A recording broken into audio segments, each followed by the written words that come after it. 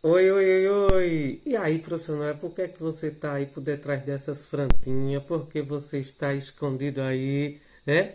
Por que, professor? E eu digo para vocês, sabe por quê? Sabe por quê? Porque hoje a nossa aula é dando continuidade na aula passada. E a gente falou sobre o quê? Nós falamos sobre os produtores.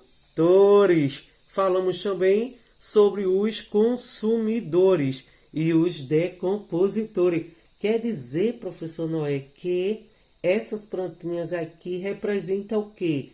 Representa os seres produtores do nosso ecossistema. Então, isso é o mais importante, é nós aprendermos sobre a importância das plantas.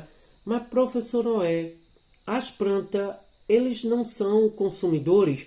Não, eu acabei de falar que as plantinhas, elas são os produtores. Por quê? Porque são os únicos seres capazes de produzir o seu próprio alimento.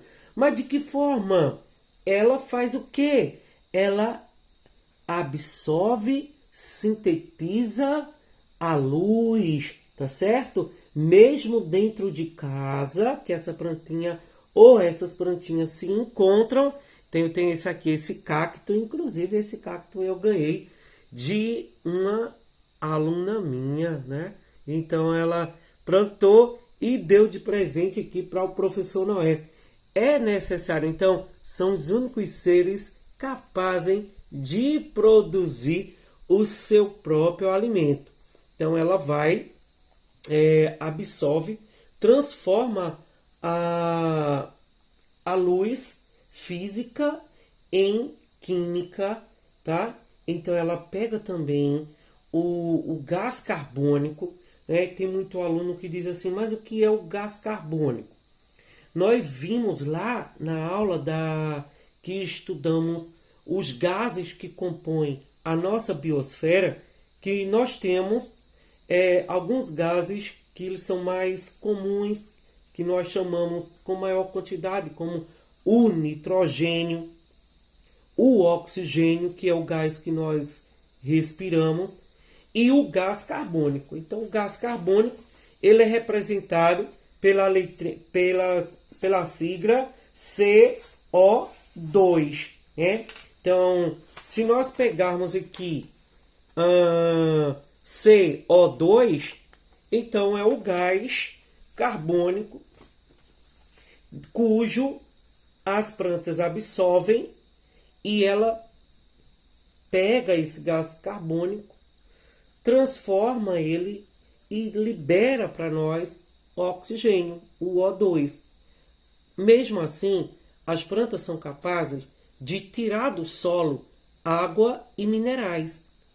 Então ela absorve, ela transfere, ela leva toda a água do solo que está presente, tanto na região presente aqui no solo, tá? Transformando, levando para toda a estrutura, tá certo assim? E todos os minerais presentes que tenha também no solo. Então é muito importante nós sabermos dessa transferência e dessas transformações.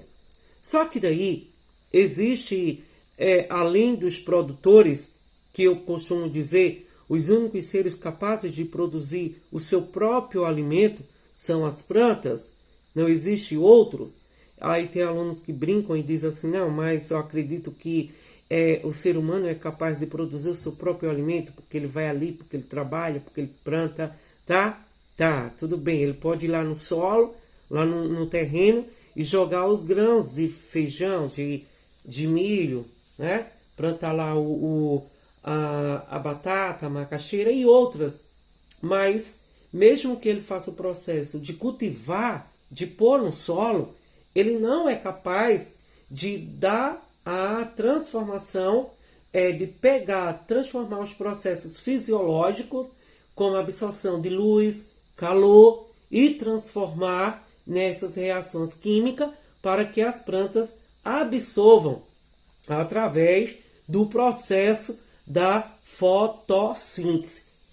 Então, na plantinha existem as células, da quais o compõem os cloroplastos, que faz com que auxilie, ajude na absorção da transformação do calor da luz, na absorção do calor, na luminosidade aonde a planta está, e essa conjunção vai sendo transformada e daí ela se mantém viva. Então, os únicos seres capazes de produzir seu próprio alimento são as plantas. Depois vem o consumidor primário, que nós vimos lá na... Eu estou me escondendo atrás da plantinha aqui. Depois vem o consumidor primário, né? E eu dei um exemplo na aula passada. Ah, professor Noé, mas quem seria um exemplo de um consumidor primário? O gafanhoto, cara. Tá certo?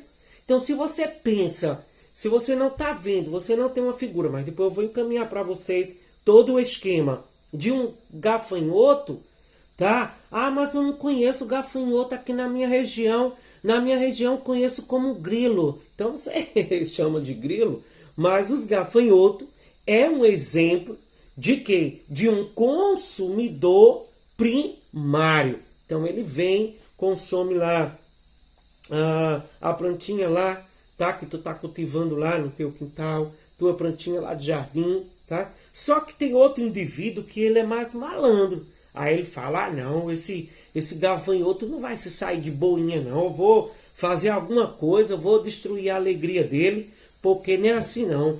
Aí quem é que come o gafanhoto? Ah, professor Noé, não sei, eu acho que ninguém é capaz de comer um gafanhoto. Não, cara. Tu já imaginou? O gafanhoto tá aqui comendo a planta, tá entendendo? Comendo a planta. De repente, esse gafanhoto aqui vem o quê? Um pássaro. Aí vem um pássaro, meu irmão, e come o gafanhoto. Acabou com a vida do gafanhoto. Então, o pássaro é um consumidor o quê? Secundário. Ah, professor, não entendi. O gafanhoto, consumidor primário, porque comeu a planta, que é um produtor. Tá certo? Então, se o pássaro é um consumidor secundário, quem é outro indivíduo que vai e pode comer o pássaro, que é um consumidor secundário?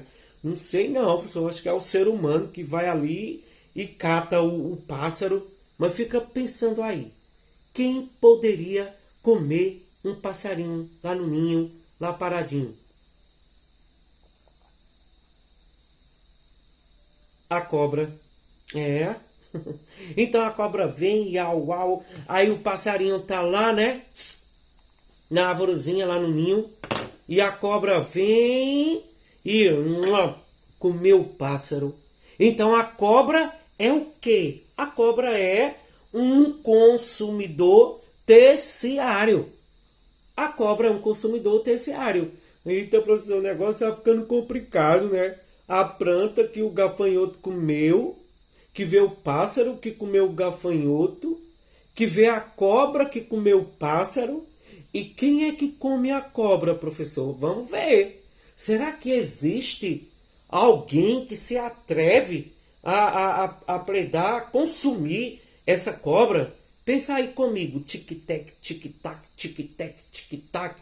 Não entendi ainda, professor. Não chegou aqui no meu juízo qual é o animal. Qual é o animal, meu irmão, que vai comer a cobra? E se a cobra for venenosa, for peçonhenta, aí deu errado, ninguém vai comer, professor. Então acabou por aí, morreu tudo. Então a cobra é o consumidor terciário. Não. Para. Aí vem uma águia. Aí a águia vem, entendeu? E meque. Pegou a cobra. Se a águia comeu a cobra, então a águia é um consumidor o quê? Quaternário. Como assim, professor Noé? Isso mesmo, cara. Se a cobra é um consumidor terciário, a águia é um consumidor quaternário. Só que existe, então, a águia está em que nível trófico em tudo isso? Porque daí nós vamos ter 1, 2, 3, 4, 5 os produtores no primeiro nível tróficos. Então, as plantas se encontram no primeiro nível trófico. Se veio o gafanhoto e comeu as plantas e ele é um consumidor primário, o gafanhoto, então o gafanhoto está no segundo nível trófico. Se veio o pássaro e comeu o gafanhoto e o pássaro é um consumidor secundário, então o pássaro está em que nível trófico? No terceiro nível trófico. Só que veio o indivíduo, a indivídua da cobra que comeu o pássaro e a cobra é um consumidor terciário, então a cobra está no quarto nível trófico. Só que não parou por aí, o negócio foi muito grande e veio a águia e comeu a cobra, então a cobra está no quinto nível trófico.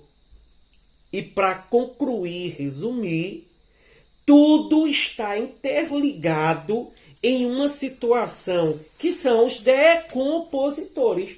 E esses decompositores fazem a decomposição de todos os níveis tróficos, que são os fungos e que são as bactérias. E depois que esses decompositores, fungo e bactérias, fazerem essa decomposição, aí ele vai decompor desde os produtores aos consumidores primários, secundários, terciários, quaternários, e vai devolver tudo que esses decompositores decompõem para os produtores novamente. E daí continua esse ciclo da cadeia e até alimentar. E lembrando que cadeia e teia alimentar há uma diferenciação. Por quê? Porque a cadeia alimentar é o que eu acabei de falar. E teia alimentar é um conjunto de cadeia alimentar. Teia alimentar é um conjunto de cadeia alimentares. Tá certo assim? Então, na próxima aula, damos continuidade. E agora vou encaminhar para vocês umas atividades só para que vocês tenham mais consiga sintetizar, absorver o que eu acabei de falar, já que nessa aula não foi possível eu mostrar algum esquema que facilitava mais a vida de vocês. Mas em breve isto vai estar disponível, se Deus quiser, tá bom? Então, até a próxima aula, meus alunos aí de Passira. Fica com Deus e até a próxima.